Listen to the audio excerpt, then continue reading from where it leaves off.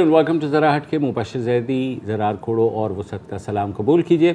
आज calling day है और हमारे पहले कॉलर हैं सईद रशीद साहब कराची से। जी सईद साहब, नंबर नीचे चल रहे हैं। चलो हाँ जी, जी सईद साहब। हेलो, अस्सलाम वालेकुम। अल्लाह का शुक्र सर, आप बताइए। जी, मैं आज सियासत के अलावा आज आपकी वो जो EVM मशीन है ना उस पर बात करूँ। जी जी जरूर। बिंदास। तो मेरी फील्ड भी यही है, मैं सर्टिफाइड ऑडिटर भी हूँ। ओके जी, तो मुझे थोड़ा सा टाइम दीजिए ताकि जरूर सर, थोड़ी नॉलेज हो जाए। जरूर। जी, मैं ये बताना चाह रहा था कि दुनिया के अंदर जब इस तरह की चीजें बनती है ना, जिसकी एक्यूरेसी आपको बहुत एक्यूरेट चाहिए होती है, तो फिर हल्के हल्के जब साइंस तरक्की करती गई है, आपके रॉकेट जाने हुए खला में ये हो, तो इन्होंने एक सिस्टम बनाया या एक टूल बनाया जिसको कहते हैं सिग्मा। ये 6 सिग्मा के ऊपर चेक करते हैं उस काम को करने से पहले, उस मशीन को चलाने से पहले कि इसकी एक्यूरेसी रेट क्या है।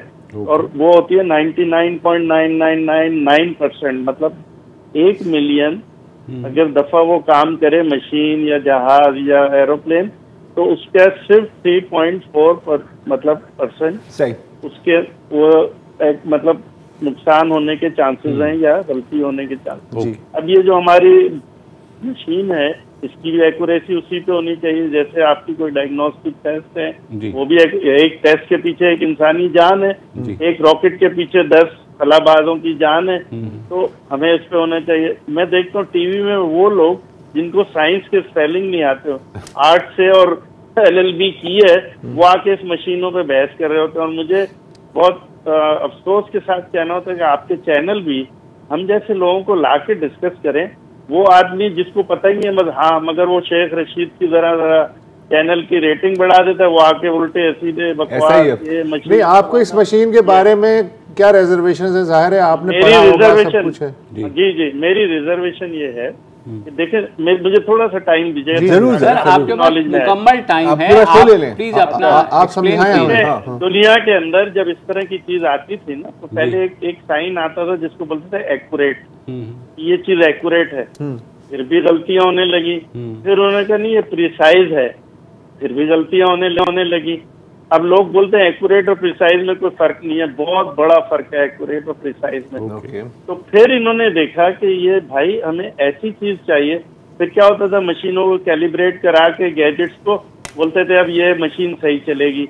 फिर जब ये एक्यूरेट और प्रिसिशन आया दुनिया में, देखिए ये एक्यूरेट और प्रिसिशन ये वो चीज है कि जो आप तीर नहीं चलाते गोले में मारते हैं, अगर आप सेंटर में मारेंगे तो वो एक्यूरेट होगा आपका, और मगर सेंटर के हर कोने पे मारे तो वो एक्यूरेट तो होगा मगर प्रिसाइज नहीं होगा। सही है। नहीं, और प्रिसाइज आप साइड पे मारे एक्यूरेट नहीं है, और एक ही जगह पे सारे मार दें प्रिसाइज तो है, एक्यूरेट नहीं है।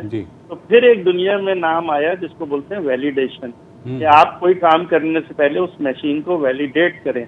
और उसको वैलिडेट कैसे करेंगे? आप ऐसे करेंगे कि उसका एक प्रोटोकॉल लिखेंगे, या हम इसके इतना सैंपल लेंगे पॉपुलेशन से, या सारा दिन इस मशीन को चलाना है। जैसे EVM मशीन है, अगर आपने एक पोलिंग बूथ पे लगाना है तो वहाँ 10,000 वोट डलने हैं, तो आप उसका पॉपुलेशन लेंगे कि 10,000 वोट की कैपेसिटी इस मशीन में है, और वो उस 10,000 में कितनी एक्यूरेसी देती है, कितने डिफेक्ट लाती है, 4, 5, 6, और इस तरह की चीज को 6 सिग्मा पे सेट करते हैं। अब बदकिस्मती ये कि टीवी में बैठ के सियासत पे बात कर रहे होते हैं हमारे हर चैनल पे, हर 6 बजे से 9 बजे तक फौजी जनरल और ऐसी उल्टी बातें कर रहे हो। भाई आप, ये वही बात है कि आपको तो सर फिर जाता होगा सुन के ना। हाँ, मोची नहीं, मैं ये जानना चाह रहा हूँ जनाब सईद रशीद साहब कि ये मशीन आपके ख्याल में इंट्रोड्यूस होनी चाहिए या नहीं, इसलिए कि इंडिया में तो बहुत कामयाबी से काम कर रही है और मुल्कों में भी कर रही है। नहीं, बिल्कुल भी नहीं होनी चाहिए, इसलिए कि जब तक इसकी वैलिडेशन ना हो जाए। हमने मल्टीनेशनल कई मुमालिक में हो चुकी है ना, ये कौन करे? हाँ, ये एग्जैक्टली वैलिडेशन। ये वैलिडेशन मैं करूंगा, मैं बता सकता हूँ कैसे प्रोटोकॉल लिखा जाएगा। वो उधर साइंस का जो आपका वो आदमी, उसको साइंस के स्पेलिंग नहीं पता, उसको पता नहीं है वैलिडेशन नहीं। ये तो सर आप टॉक शो से निकल आए ना। अब जिन्होंने EVM मशीन बनाई है वो दावा कर रहे हैं कि ये आपके बकौल के प्रिसिजन वाली मशीन है, इसमें गलती की गुंजाइश नहीं है, मगर इलेक्शन कमीशन ये कह रहा है। मेरी बात सुनिए। किसी के कहने से कुछ नहीं होता। You have to prove by the evidence that machine is running continuously accurately. तो वो ज़िमनी इंतखाब में एज अ पायलट प्रोजेक्ट आप कोई ज़िमनी इंतखाब होगा तो उसमें इस्तेमाल करेंगे ना? नहीं, पायलट प्रोजेक्ट नहीं कर सकते आप, वैलिडेट करते हैं। वैलिडेट अच्छा, तो ये मतलब कोई इदारा, मतलब मैं जेन्युइनली पूछना चाह रहा हूँ। हाँ, प्राइवेट ISO, मैं ISO सर्टिफाइड हूँ वैलिडेशन का। तो बेसिकली मतलब कि सईद साहब, अगर मैं दुरुस्त समझ रहा हूँ, आप कह रहे हैं कि पहले किसी इंडिपेंडेंट थर्ड पार्टी से इसकी टेस्टिंग कराएं, आप ये कह रहे हैं ना? इसकी वैलिडेशन कराएं। ठीक है, जायज है। हाँ, फिर उसके प्रोटोकॉल में ये लिख दें कि अगर इसके 10,000 में से 2 गलत हुए तो ये मशीन नहीं चलेगी, अगर 10,000 में से 1 गलत हो गया तो हम चला देंगे। मतलब एक्सेप्टेबल मार्जिनल एरर जो हाँ जी, एक तो बोलते हैं AQA लेवल। मैं ख्याल है बिल्कुल तो हमारे यहाँ तो 10,000 में से 15,000 निकलते हैं, तो उसका क्या करेंगे? हाँ, मतलब आप पायलट प्रोजेक्ट में आपको चेक कैसे हुआ, मतलब पता स्टैंडर्ड से आपने देखा ही नहीं ना। ठीक है, आई थिंक बात इनकी बिल्कुल सही है। और मैं आपसे गुजारिश करूंगा कि आप अपने डॉन न्यूज में मेरे जैसे आदमी को 1 घंटे के लिए लाएं, मैं डिटेल से चार्ट से समझाऊंगा कि ये मशीन कैसे वैलिडेट होगी। ठीक है भाई, ठीक है, सही है आपकी बात। इनफैक्ट हमारी एक EVM एक्सपर्ट से बात हुई थी इसी शो पर। अनफॉर्चुनेटली वो बहुत सिर्फ 5-6 मिनट के लिए हमने बात की थी, लेकिन मेरे ख्याल सईद साहब कह रहे हैं, सही कह रहे हैं। ये इनका पॉइंट सही है कि उससे पहले वैलिडेट। अब मसला यहाँ ये हो रहा है कि इलेक्शन कमीशन ही उस चीज़ को वैलिडेट नहीं कर रहा, जिसने इवेंचुअली उसको इस्तेमाल एक्सेप्ट नहीं कर रहा, और ये कह रहा है। और हुकूमत को चाहिए था मेरे ख्याल में कि वो अगर इलेक्शन कमीशन के थ्रू कराती तो ये जो अब खप पड़ी हुई है कि नहीं मैं नहीं खाऊंगा, नहीं किया, ठीक है। अगर मतलब माना कि अगर आपने लोगों को कन्विंस नहीं किया, और मैं सिर्फ इलेक्शन कमीशन की बात नहीं कर रहा, बाकी पॉलिटिकल पार्टीज भी जितनी भी हैं, तो एक और मुतनाज़ प्रोजेक्ट ही होगा, ठीक है। फिर अगर इलेक्शन होती है और बिल फर्ज PTI जीतती है, सब कहेंगे कि जी हमने तो ये कभी माना ही नहीं था, सिवाय इनको इतनी दिलचस्पी क्यों थी, बाकियों को तो नहीं थी, बिल्कुल नहीं थी। तो इन्होंने जरूर कोई ना कोई गेम की हो या ना की हो, वो एक अलग बात है, लेकिन कम से कम एक बात कर रहे हैं। साउथ कोरिया के प्रेसिडेंशियल इलेक्शन में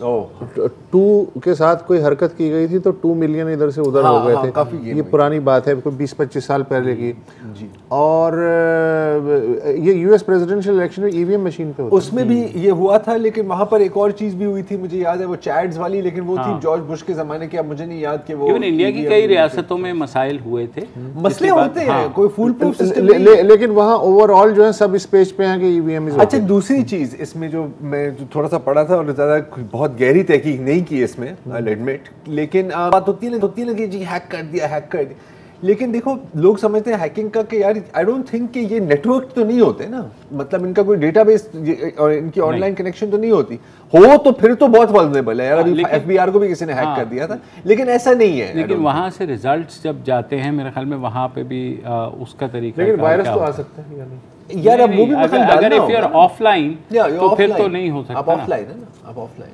बहरहाल और कम से कम हमें जो है 1 मिलियन से ज़ायद मशीन्स चाहिए हैं, जो कि it's a very costly project as well. ये भी है। तो अब ये है कि नहीं, लेकिन अभी 2 साल है, हाँ 1.5 साल, चलो 2 साल हो जाएगा, घबराना नहीं है, ठीक है। लेकिन मैं आखिरी चीज़ के मेरा ख्याल है कि एक पहले अगर हमने यूज़ भी किए ना अगले इलेक्शन में, तो इसका बैकअप पेपर का भी एक कोई सिस्टम ज़रूरी है ताकि चेकिंग हो सके। आई डोंट नो यार, मुझे तो ये लग रहा है। शाहद सिद्दीकी हैं कराची से। जी शाहद भाई। वालेकुम अस्सलाम। अल्लाह का शुक्र, आप मौसम एंजॉय कर रहे हैं? यार मौसम नहीं, मौसम के साथ दिल भी धड़कता रहता है। एक्चुअली अभी अल्लाह का शुक्र हम कोविड से उठ गए, अल्लाह का कर आपकी दुआओं से। सर मसला यहाँ के महंगाई का रोना, रोते रोते थक गए हर चीज़ का। अब हम अफगानिस्तान के मामले में गए हैं, हम उसके लिए अपील कर रहे हैं कि भाई उनकी मदद करो। अब भाई उनको कम से कम अपने पाँव पे तो खड़ा होने दो, हम क्यों अपील करें? इसका लोग कहते हैं कि जी आप इंटरफेयर करते हैं। अब भाई उसका खरा जिसके साथ वो मुआहदा करके, जिसके साथ आशीर्वाद करके वो गया है, तो वो अब देखिए, अगर चाइना का एक उसूल है, चाइना किसी की मदद करता है पैसों से तो वो पैसों का पीछा भी करता है। अमेरिका की तरह, पूरी दुनिया की तरह पैसे वहाँ डॉलर छोड़ के नहीं जाएगा। वो अगर चाइना से मदद मांगेंगे और चाइना कभी करेगा अफगानिस्तान की मदद, तो वो अपने पैसे का हिसाब भी रखना जानता है। अमेरिकन की तरह नहीं होगा, इनको तो आदत पड़ी थी अमेरिकन की तरह। ठीक है, तो अब हम लोग खामखा इन चक्करों में क्यों? सही बात है। एनीवे लाइन कट गई। मुबीन अहमद हैं रावलपिंडी से। जी मुबीन साहब। मैं मुबीन अहमद बोल रहा हूँ रावलपिंडी से। जी जी फरमाइए। मेरी उम्र तकरीबन 75 साल से थोड़ी बहुत ज्यादा ही है। तो मेरठ की मेरी पैदाइश है। तो पुराने किताबों वगैरह का शौक है। तो कोई 40-50 साल पहले कोई पुरानी किताब मिली थी, उसपे मार्जिन में एक शेर लिखा हुआ था। वो किताब हाथ की लिखी हुई थी, उसमें था कोई मेरा ख्याल 1857 की, मुझे याद नहीं, लेकिन वो शेर नक्श हो गया ना जहन पे। तो वो जरा देखिएगा कहीं, अगर वो मैं शेर सुना देता हूँ। जी सुनाइए। रुसवा हुए, खराब हुए, खस्ता तन हुए। वाह। रुसवा हुए, खराब हुए, खस्ता तन हुए, हाँ। अपने वतन को छोड़ के हम बेवतन हुए। हाय हाय। हाँ अच्छा, ये है रास्ता घर का भूल जाने पर टूट पड़ता है आसमान मियां, है ना। ये वो हमारे एक दोस्त होते थे, ये सर्द या रात, ये आवारगी, ये नींद का बोझ, हम अपने शहर में होते तो घर गए होते।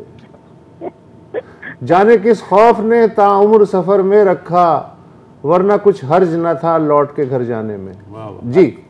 एक वो पुराने जमाने में दोस्त होते थे फिगार मेठी, मेरठ के थे, हम भी मेरठ के। उन्होंने ये जब मैंने उन्हें शेर सुनाया, कहते भाई मुझे ये कि उस्तादी शेर है याद तो नहीं आता, लेकिन मेरा शेर सुन लो।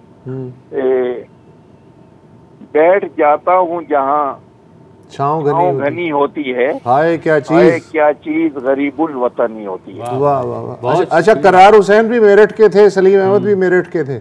हाँ, और इस्माइल मेरठी तो खैर थे ही।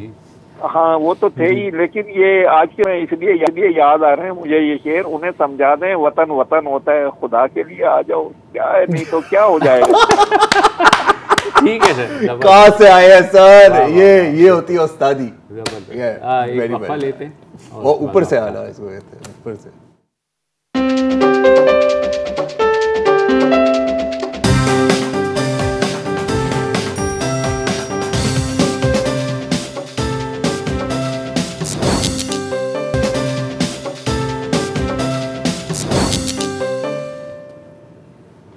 Welcome back. आफ्ताब अली हैं खैरपुर से। अस्सलाम वालेकुम सर। वालेकुम अस्सलाम। हाँ सर, ये मेरा ताल्लुक जो है सोबोदरो से है, तहसील से। जी। तो आपके लिए मैं ना 2 इश्यूज में आपके सामने रखूंगा। एक तो ये कि तहसील हेडक्वार्टर में मैं रहता हूँ, यहाँ पे 2019 से ये ऑफिसेज बनी हुई हैं इनकी, इसके असिस्टेंट कमिश्नर की और मुख्तार कार की।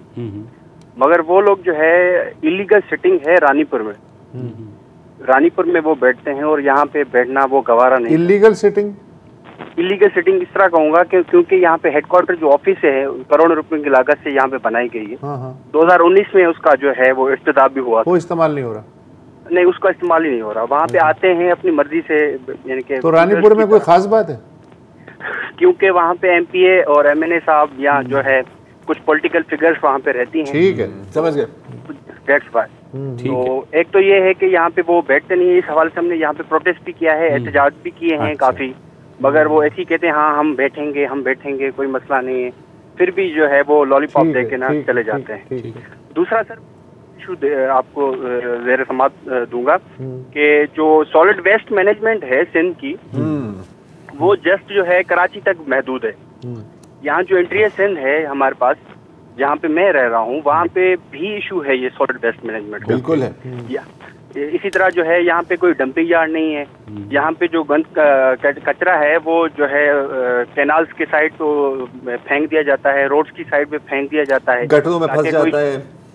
बिल्कुल, जो भी शहर में आए तो उसे जो है उसका जो वेलकम है वो कचरे के साथ किया जाए। बिल्कुल।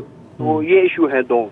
एक ऐसी ऑफिस में वो नहीं बैठते। ठीक है, समझ गए। नहीं बिल्कुल सर, ये और ये मतलब अब शहर का ज़ाहिर है, जब हम अल्फाज इस्तेमाल करते हैं तो ये सिर्फ बड़े शहर में नहीं, गाँव तक आप यही हाल देखेंगे। वो जो साइडों में जो नाले होते हैं जिनसे गटर का पानी जाता है, उसमें भी सॉलिड वेस्ट भरा हुआ है। जो बात कर रहे हैं 100% दुरुस्त है। हम कराची में बैठ के रोते हैं ना कि यार वेस्ट डिस्पोजल नहीं है, सॉलिड वेस्ट मैनेजमेंट नहीं है, ये नहीं है, वो नहीं है। यहाँ पर कैमरे हैं, वो चीज़ नज़र आ जाती है।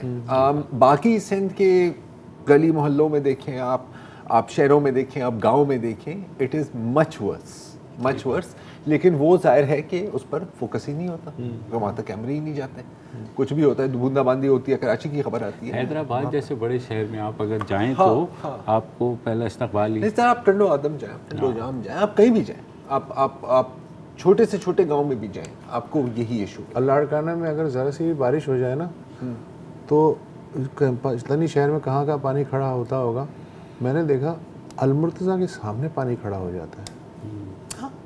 हाँ, तो अगर ये ऐसा है तो फिर देख, यही सिचुएशन। तो हुक्मरान जो हैं ऐसा नहीं कि वो मज़े में हैं, वो बिल्कुल आवाम के साथ हैं इस मामले में। हाँ, वैसे हमारी अक्सर ये तो हमारी रिवायत है ना कि घर के बाहर कुछ भी हो, घर के अंदर सब कुछ सेट होना चाहिए। साथ वाले के घर के साथ सामने ही थे। हाँ, वो तो मतलब हाँ, अब आपका घर तो साफ हो जाता है ना। हाँ, सफाई का कॉन्सेप्ट भी यही है कि हमारा घर जो है साफ हो, कचरा अगर बाहर चला गया तो घर साफ है। अच्छा, ये हर हुकूमत का भी कॉन्सेप्ट यही होगा, इंडिविजुअल्स का भी है। अच्छा, ये हर लेवल पर ये कॉन्सेप्ट आपको मिलेगा ना यार। अच्छा यार, कुछ चल नहीं रहा, सारा कचरा बिजली पे पहन दो। भाई कराची में आप देखें ना, जो दो गलियों के दरमियान गंदी गली, उसको गंदी गली क्योंकि दोनों साइड के घर वहीं फेंक रहे होते हैं एंड देन दे एक्सपेक्ट कि भाई अच्छा उसमें से कूड़े वाली गाड़ी भी नहीं गुजर सकती ना, कुछ ऐसा हो सकता है। तो वो होते होते अब अंबार लग गए। अच्छा, बेस्ट पार्ट जो है ना,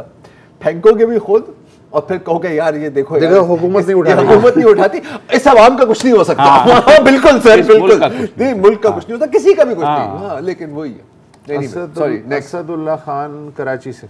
जी असद भाई जी, अस्सलाम वालेकुम। वालेकुम अस्सलाम सर, माशाल्लाह आपका प्रोग्राम देखता हूँ मैं, बहुत ये देख के बहुत खुशी होती है कि आप हर मौजू पे हर चीज़ पे बात करते हैं, मतलब शेर व शायरी भी हो गई, उर्दू अदब भी हो गए। मेरी थोड़ी सी गुजारिश सर, मैं ये गवर्नमेंट ने गाड़ी के कुछ इदारे रखे, जैसे पाकिस्तान स्टील है और कुछ, तो जैसे पाकिस्तान स्टील का यह हाल है सर कि इन्होंने तमाम लोगों को पैसे जो रिटायरमेंट कर रहे हैं, जिन लोगों को, उन लोगों को तो नकद पैसे दे रहे हैं हाथ के हाथ। रिटायर हो रहे हैं 18 मई 2020 से जो रिटायर हुए, उनको आज तक इन्होंने पैसे देने की बात कर रहे हैं सर। ये कितने जुल्म की बात है सर। ये देखें, ये हमारी गवर्नमेंट जो है ना, वैसे तो बात कर रही है इंसाफ की, रियासत मदीने की मौसर, और बूढ़ों को जो यार उनको पैसा नहीं मिलता है। बिल्कुल इस तरफ तवज्जो देनी चाहिए। जी जी, मैं भी उसी का मुलाजिम था सर, मगर ये देखें आप लोग हर मौजूद में आवाज़ उठाते हैं जी, हमारी आवाज़ भी हर बात, आपकी आवाज़ भी उठाई जा रही है, पहुंच रही होगी कहीं ना कहीं। तो सर जी, ये इनको चाहिए रिटायरमेंट वालों को दे रहे हैं, इस तरह रिटायर वालों को भी, भाई रिटायर वाले बूढ़े हो गए हैं, उनको भी पैसा दे दें ताकि वो देना चाहिए। आपकी बात बिल्कुल जायज़ है।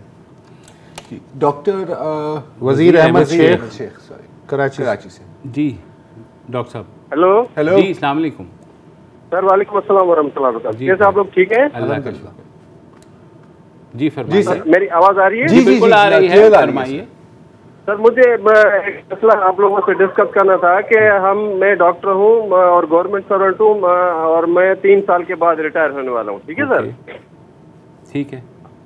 हमारा मसला ये है कि पहले हमारा वो एक इदारा था, Pakistan medical and dental council, जो हमें रजिस्ट्रेशन देता था। जी, अभी उसका नाम PMC हो गया है। हमें उस फीस से कोई इतराज नहीं है, लेकिन उन लोगों ने इतनी फीसें बढ़ा दी हैं रजिस्ट्रेशन की। पहले हम लोग 2500 देते थे, तो उसमें हमें 5 साल की रजिस्ट्रेशन मिलती थी, और हमें अभी 2500 में सिर्फ 1 साल की रजिस्ट्रेशन मिलती है।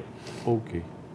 और उसमें कोई, पहले हमें एक कार्ड मिलता था छोटा सा PMDC की तरफ से, अभी सिर्फ एक छोटा सा पेपर भेज देते हैं, अजीब किस्म का पेपर है। मैं क्या बताऊं, आप प्लीज हमारे इस मसले को उठाएं कि एक तो फीसें कम करें। ठीक है। आजकल के दौर में खास तौर पर जो कोरोना की वो वबा चल रही है, इसमें हम डॉक्टर फ्रंट लाइन पे वो काम कर रहे हैं, और फिर इस किस्म की फीसें जिसमें 5 साल के पहले हम देते थे, अभी वो 10,000। ठीक है बॉस, आपकी आवाज़ जो है पहुंच गई हमारे तक। वो कोरोना फ्रंट लाइन के जो डॉक्टर्स हैं, उनकी कदर अफजाई से मुझे याद है डॉक्टर खालिद नियाज जो हैं, जी, उन्होंने अपना जो सितारा इम्तियाज़ है वो सदर अलवी को वापस कर दिया है, इसलिए कि जो 126 की लिस्ट बनी थी 14 अगस्त को, जिन्हें उनकी खिदमात पे तमगों से नवाजा गया, एजाज़ात से, उनमें सिर्फ 2 डॉक्टर्स थे। जबकि 200 से ज़ायद डॉक्टर्स जो हैं वो शहीद हो चुके हैं पिछले 2 साल में। बिल्कुल। और ये जो जिस तरह लहरों से हम निपट रहे हैं, अगर ये ना होते तो क्या होता? असलम खान है कराची से। जी असलम साहब। जी अस्सलाम वालेकुम। वालेकुम अस्सलाम। ये मैं पंचेल के मतलब बात कर रहा था, लेकिन उससे पहले जब जारूस ने कब्जा किया ताजिकिस्तान, उज्बेकिस्तान, तुर्कमेनिस्तान वगैरह पे, तो आज से 90-95 साल पहले उसने कुरान बोलता आज से बंद है, इस्लाम बंद है। तो उस टाइम ये आए थे वहाँ से, ये जो भी ताजिक आए थे, ताजिक है, हाँ उज्बेक है, ये उससे मैं ताला की जमीन उसे। अब आ जाए पंचेर पे, पंचेर में तो ज्यादा से ज्यादा 500 लोग है उसका लड़ने के लिए। सिर्फ ये है कि रास्ता वो खराब है, उसका कब्जा करने के लिए एक आदमी ऊपर बैठा होता है, तो 500 आदमी नीचे से नहीं जा सकते। जी जी। वरना ये मुकाबला नहीं कर सकते तालिबान का। ये तो है, सही बात। हाँ वो जाहिर है उसकी स्ट्रेटेजिक पोजीशन बोतल की तरह की है, बेसिकली उसकी ज्योग्राफिया का ही है। हाँ एक वक्फा लेते और वक्फे के बाद वापसी।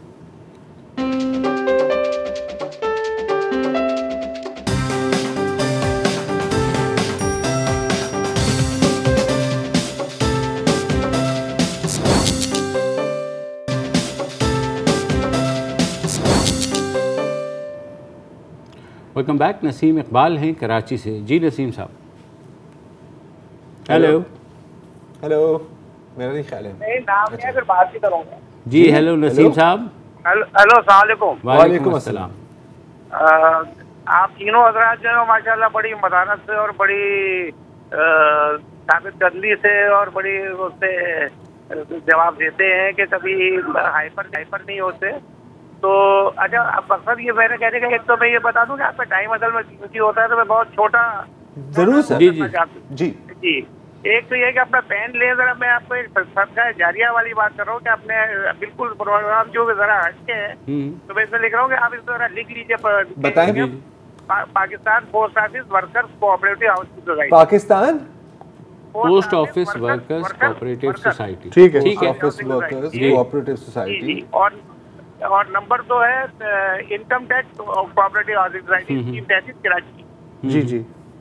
इसमें इसका जो एडमिनिस्ट्रेटर सर, इसका जो एडमिनिस्ट्रेटर उन्होंने लगाया है, इकबाल चन्ना नाम है उसका। ओके। दोनों का? तो जी दोनों का। और अरबों रुपए के वो मतलब प्लाट जो वो 4 फाइलें बना के वो कर चुका है, 12 लाख और से लेके और 20 लाख रुपए तक ले रहा है वो। ओके। तो अब ये है कि आप अपने इन्वेस्टिगेशन डिपार्टमेंट जो भी हो इसको जरूर इसको करवाए जरूर कुछ ना कुछ। ठीक है। ये हैं कहाँ दोनों housing societies? Scheme 33 scheme 33 Karachi. Scheme 33 में तो गदर मचा हुआ है। अच्छा।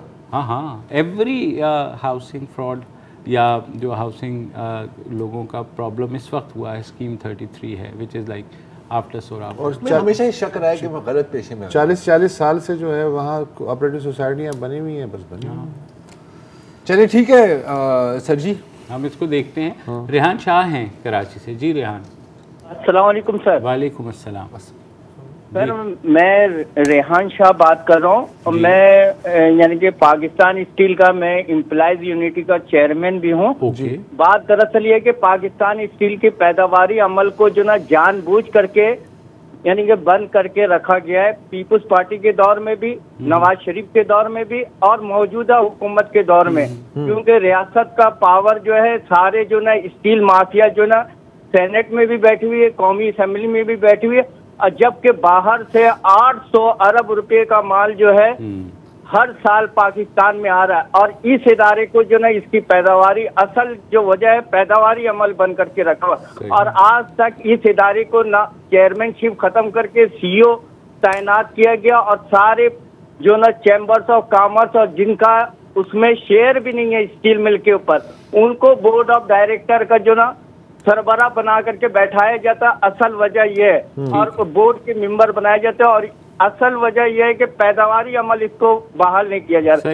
दूसरी बात आपको अहम बात बताओ, EOBI का चेयरमैन पिछले जो ना 1 साल से नहीं है, और यानी कि जो मिनिस्टर लगाया गया था उसका यानी कि मेहनत से कोई वास्ता नहीं था, जुल्फी वकारी साहब का, जबकि कौमी असेंबली कराची के 14 कौमी असेंबली के मेंबर है। भाई किसी कौमी असेंबली के मेंबर को जो ना आप यानी कि वो मिनिस्टर बनाना चाहिए था मेहनत का, उसका वास्ता ही नहीं। जिसको आपने जो ना एक सरमाएदार को जो ना आपने यूबीआई यानी कि वफाकी मिनिस्टर बना दिया मेहनत कशों का, जो के नाहल था, जो अभी गायब है। और यूबीआई में 1 साल से जो जहां से 5-6 लाख मजदूर तबका पेंशन लेता है, वहां पे चेयरमैन नहीं है और लोग पेंशन के लिए परेशान हैं। तो मेरा आपसे दरख्वास्त है कि आप इस बात को पूछें इस्लामाबाद वालों को कि भाई आप क्यों नहीं यहाँ तैनात कर रहे हैं, स्टील मिल के अंदर सीओ क्यों नहीं तैनात कर रहे हैं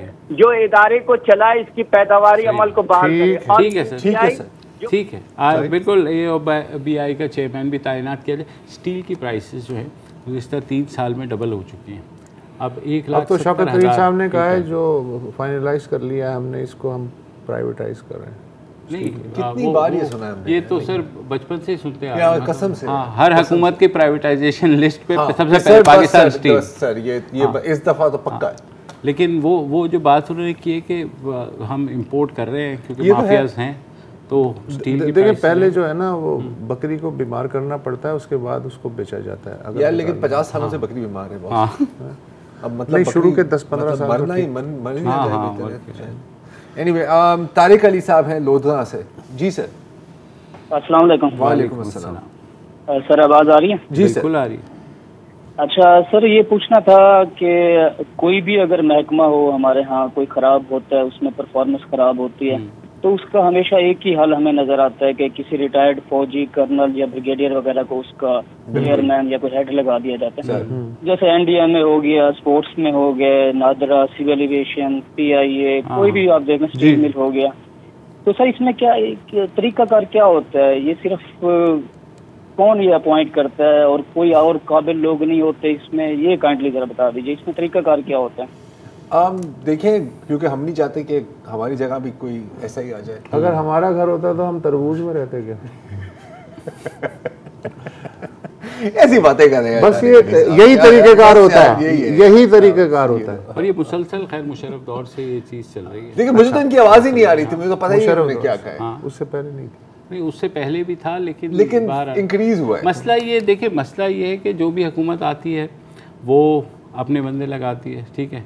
अब पीपल्स पार्टी ने अपने बंदे लगाए, अब ये हुकूमत रिटायर्ड लगा रही है तो अपने बंदे हुए ना सर। दूसरी बात है, देखें, एंड आई एम सॉरी यार, आप लोग हमेशा यही बातें कर रहे होते हैं यार। ये जो मतलब 450 करोड़ तो नौकरियां बनानी थी यार, मतलब एक नौकरी से ही बनती है नहीं चीज़ें। और दूसरा कि आप सुन रहे हैं कि आजकल मतलब पेंशन किसी को मिलते नहीं है, ठीक है। EOBI का मसला है, तो कोई ना कोई पोस्ट रिटायरमेंट प्लान होना तो ज़रूरी नहीं है यार। अब इसमें भी हम मुस्कुरा ले फयाज बड़ाई साहब है लाहौर से। जी फयाज भाई। जी अस्सलाम वालेकुम सर। वालेकुम अस्सलाम। जी जी जी जी सर, मैं लाहौर से बोल रहा हूँ, फयाज बड़ाई। जी जी सर।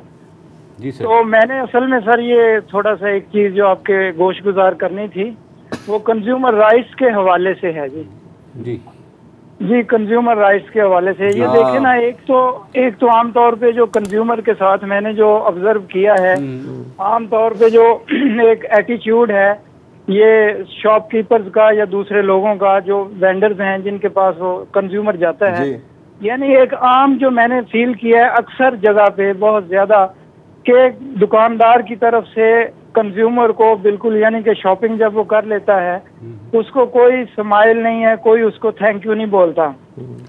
तो इससे एक तो ये चीज है कि बिल्कुल ये एटिकेट्स में ये चीज, वो दूसरी चीज क्या है और वेंडर्स के ये एटिकेट्स में या उनकी ट्रेनिंग में ये चीज शामिल ही नहीं है कि जब एक कंज्यूमर आपके पास आता है तो कम से कम शुक्रिया अदा कर दें। बिल्कुल सही। तो ये हो गया दूसरा, और उसको उसकी पेमेंट पे उसको थैंक यू बोले।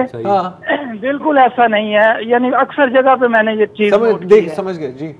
और दूसरा ये, इसके साथ साथ मैं इधर लाहौर में रहता हूँ, एक और चीज मैंने बड़ी ये नोट की है, ये जो होटल्स में जब हम आम तौर पे ये जो होटल्स हैं जहाँ पे हम जो दोपहर का लंच करें या शाम का खाना खाएं, वो ये है कि एक वो कह लें कि आमतौर पे ये जो है ये सालन या सब्जी की प्लेट जो है, ये अब तो खैर 100 रुपए तक चला गया इसका रेट, और वो जो मिकदार देते हैं, मैं ये जो पॉइंट रेज करना चाह रहा हूँ कि जो मिकदार देते हैं वो अपना सालन की, वो जो भी सालन हो, सब्जी हो, दाल हो, जो भी हो, उसकी जो मिकदार होती है वो बहुत ज्यादा होती है।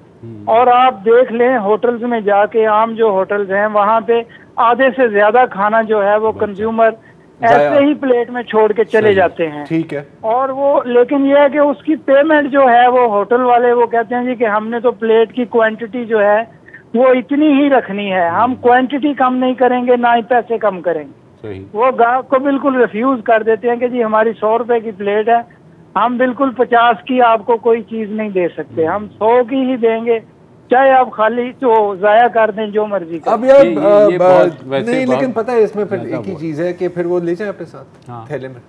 मतलब या बहुत सी ऑर्गेनाइजेशंस अब तो काम भी कर रही हैं कि लेकिन मेरा ख्याल है कि इनका मसला शायद ये नहीं है कि वो जाया हो रहा है, इनका ये है कि यार अगर मुझे पूरी 100 की नहीं खानी तो मुझे 50 की आधी दो ताकि। अच्छा, वैसे पहले होता था ये। अच्छा, बिल्कुल अब नहीं होता। पहले तो ग्रेवी भी होती थी। पहले कॉफ़ी भी जो बड़ी चेन्स हैं उसमें आपको एक बड़ा मग दे देते हैं, इसलिए कि उन्हें चार्ज करने होते हैं 750 रुपये। अगर आप कहें छोटा जी छोटा नहीं है तो उसमें इंसान इतनी कॉफ़ी नहीं पी सकता है, वो लहरें मार रही होती है बाकायदा। नहीं, मैं तो पी लेता हूँ। तुम एक्सेप्शन हो यार। मैं रूल की नहीं, बहुत लोग पी लेते हैं। कौन लोग? मुझे 3 नाम बता दो। तीन नाम बता दो। मैं आपको 300 नाम बताने के लिए तैयार हूं। ब्रेक ले लेते हैं, उसके बाद चलें। ओके, सुनते हैं।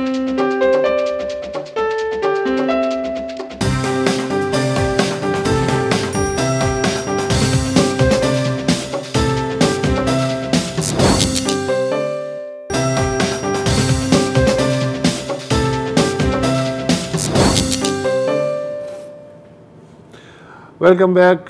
मिसिस यूनुस हैं कराची से। वालेकुम अस्सलाम। जी, मैं एक आपके प्रोग्राम के तवज्जुह से शिकवा करना चाहती हूँ बाद इख्तिताम से। जी जी। कि ये बात मुशर्रफ दौर में सबसे पहले मुशर्रफ ने कही थी, जब उनको कहा था इतना ब्रेन ड्रेन हो रहा है, इतने पाकिस्तानी दूसरे मुल्क में जा रहे हैं, फिर कुछ तवज्जो दें। तो उसका तो हमें मंत्री तौर पर नहीं होना चाहिए, क्योंकि वो बाहर से हमें ज़रे मुबादला भेजते हैं। और ये बात आज भी तवातुर से कही जाती है कि बैरून मुल्क पाकिस्तान जो है वो हमारा बहुत बड़ा असासा है, क्योंकि वो हमें रेमिटेंस भेजते हैं। उनकी हुब्बुल वतन पे कोई शक नहीं, लेकिन वो यहाँ जो यहाँ अपनी फैमिलीज को या ठीक है डोनेशन भी करते हैं, लेकिन उनकी इन्वेस्टमेंट तो दूसरे मुल्कों में ही होती है। उनकी जो काबिलियत या उनका हुनर जो होता है उससे भी दूसरे मुल्क में फ़ायदा उठाया जा रहा है। तो वो लोग जो पाकिस्तान में रह रहे हैं, जो काबिल हैं या हुनरमंद हैं, और वो यहाँ अपनी मेहनत कर रहे हैं, वो मार्चेस भी खरीद रहे हैं, उस पर टैक्स दे रहे हैं जी, वो लोड शेडिंग भी बर्दाश्त, जी बिल्कुल, सब कुछ, सड़कें सब कुछ कर रहे हैं यहाँ पे। तो उसके बावजूद अगर ये कहा जाए जो बैरून मुल्क हैं वही एहसास है जो यहाँ लोग रह रहे हैं उनकी आप कदर ना करें। और दूसरी बात ये जो चले गए हैं तो हर चीज को क्या सिर्फ ज़रे मुबादला की टर्म्स में ही लिया जाए, उसकी एक ह्यूमन कॉस्ट भी होती है, एक इमोशनल कॉस्ट भी होती है। जिन रिश्तेदार गए हुए होते हैं वो उनके बगैर रह रहे होते हैं, वो फैमिलीज वगैरह वो, और उनका हुनर और उनकी काबिलियत से तो पाकिस्तान को इतना फायदा नहीं पहुंच रहा होता। तो ये क्यों इस पे क्यों नहीं कोशिश की जाती कि जो यहाँ लोग रह रहे हैं उनकी आप कदर कर लें, ताकि वो जी जी नहीं, बिल्कुल आपने बहुत ही वैलिड दोनों पॉइंट्स उठाए हैं। मैंने कम से कम इस एंगल से नहीं सोचा था इनके बारे में। नहीं, पहले एंगल ये लोगों ने जिक्र किया, लेकिन दूसरी जो उनकी थी ना कि यार आप सिर्फ ट्रांजैक्शनल क्यों सोच रहे हैं यार, कि आप असासा इसलिए हैं क्योंकि आप नोट भेज रहे हैं, मतलब और भी इसमें चीज़ें हैं, लेकिन पॉइंट्स अच्छे हैं, पॉइंट्स अच्छे, नो डाउट। एजाज जैदी हैं कराची से। जी एजाज साहब। अस्सलाम वालेकुम। वालेकुम अस्सलाम। आप ये जिस मौजूद में बात करना चाह रहा हूँ शायद आज तक किसी ने नहीं की, वो होगी इस पे बात। वो ये है कि हमारे शहर कराची में फकीरों की तादाद बहुत बड़ी। किस चीज़ की? फकीरों की।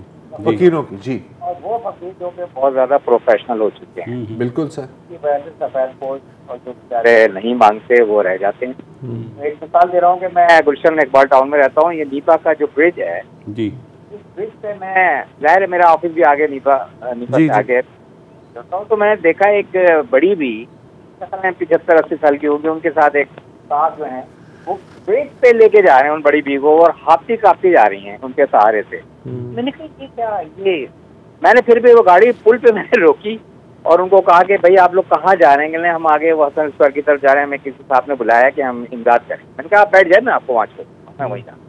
और बहरहाल वो बैठ गए, फिर उन्होंने अपने मसाइल बयान करना शुरू कर दिए। मुझे बड़ा रहमा, मैंने जो भी था उनकी तो कुछ दिनों के बाद फिर वो उसी ब्रिज पे वो नजर आ गए। मैंने कहा नहीं ये तो प्रोफेशनल है। और इस तरह से नजर आया कि एक बाकायदा सुजुकी हाईरूफ थी या मेरे ख्याल में पिकअप थी, उस पे ये उसमें से उतरे हैं ये दोनों, बड़ी भी और के बाद तो आपने आप ये नज़ारा हम तो बचपन से देख रहे हैं, आपने शायद पहली दफ़ा देखा। अच्छा, ये ऐसे ही कपल मैंने कोई 10 बार जमजमा पर भी देखे हैं। हर जगह ये चल रहा होता है और ये पूरे खैर मुल्क में भी है। लेकिन टेक्निक जो है बड़ी मज़ेदार होती है और चेंज होती रहती है। आजकल एक नई टेक्निक है, कच्चे बर्तनों का ठेला जो है टेक्निक नहीं है वो ठीकरे जो है वो छुपा के रखता है और कहीं मसरूफ चौराहे पे वो ठीकरे बखेर देता है और रो रहा होता है कि जी मेरा वो जो है किसी ने टक्कर मार के। ये भी मैं 10 सालों से देख रहा हूँ, ये आजकल ये फैशन चल रहा है, ये भी है, बहुत है। वैसे मौलाना अली अब्बास रिजवी साहब हैं कराची से। जी अस्सलाम वालेकुम। हेलो जी वालेकुम अस्सलाम। जी सर। वालेकुम अस्सलाम। जी सर। जी फरमाइए। ये वसतुल्लाह खान साहब से मेरी एक बार मुलाकात हुई थी जी टी ब्रीज में, अप्रैल कॉन्टिनेंटल में, किसी मीटिंग में मफाद अम्मा के और यूनिटी के लिहाज से। तो अगर मेरी गुफ्तगू हालात हाज़िरा करंट अफेयर पर वो हो रही है, मैं वसतुल्लाह खान साहब को सलाम अर्ज करता हूँ, मुबशिर जैदी साहब को और ज़रार खोड़ो साहब को। मेरी वसतुल्लाह खान साहब से मुलाकात कुछ साल पहले एक होटल में हुई थी इत्तेहाद की बुनियाद पर, यूनिटी की बुनियाद पर। तो आपसे दरख्वास्त ये है, मैं कहना ये चाहता हूँ कि अभी तक कोई ऐसा प्रोसीजर, कोई ऐसा लाए अमल तैयार क्यों नहीं हुआ, और इसका इंतखाब करने के लिए जो इतने वाइस मैन चांसलर बैठे हुए हैं, उसमें आप एंकर पर्सन हजरात भी हैं, बड़े बड़े दानिश्वर हजरात भी हैं। उसके बाद ये रोना हमारा किस्मत का रोना है या तकदीर का है या तदबीर की खराबी है?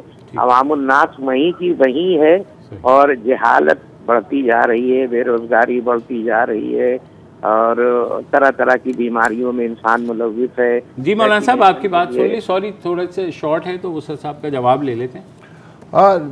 ज़ाहिर है ये ऑब्वियस किस्म की चीज़ें हैं, जहां हम स्टेट को मूरद इल्ज़ाम ठहराते हैं वहाँ मिन हैसुल तबका उलमा, दानिश्वर और बाकी जो तबक़ात हैं जो सोच समझ के चीज़ों के बारे में देखते हैं, महसूस करते हैं, उनका भी फ़र्ज़ है कि कोई ना कोई हल जो है वो निकालें, तजवीज़ करें। अगर ना भी सुना जाए तब भी सिर्फ मसाइल का बयान की हद तक ना रहें, सलूशन भी दें। वो एक अलग बात है कि वो सलूशन लगे इम्प्लीमेंटेशन हो ना हो। मेरा ख्याल है हम सब का फ़र्ज़ है, उलमा समेत, बेशक सिर्फ रियासत का फ़र्ज़ है। बिल्कुल। जनाब प्रोग्राम ख़त्म होता है, अब पीर को मुलाकात होगी। खुदा हाफ़िज़। पीर को अस्सलाम वालेकुम। अगर आपको हमारे शो पसंद आया है तो प्लीज़ हमारे YouTube चैनल को सब्सक्राइब करें और अगर मुनासिब समझे तो इस वीडियो को लाइक भी कर लें, तो कोई हर्ज नहीं है, और शेयर भी कर लें और कमेंट भी कर दें जी, वरना वो सब ऐसे ही लिखते रहेंगे। और ये जो दोनों कह रहे हैं ये कर लें जी प्लीज़, नहीं तो हमें भी घर जाना है, मैं आपके कंप्यूटर में नहीं रहना 24 घंटे। सही बात।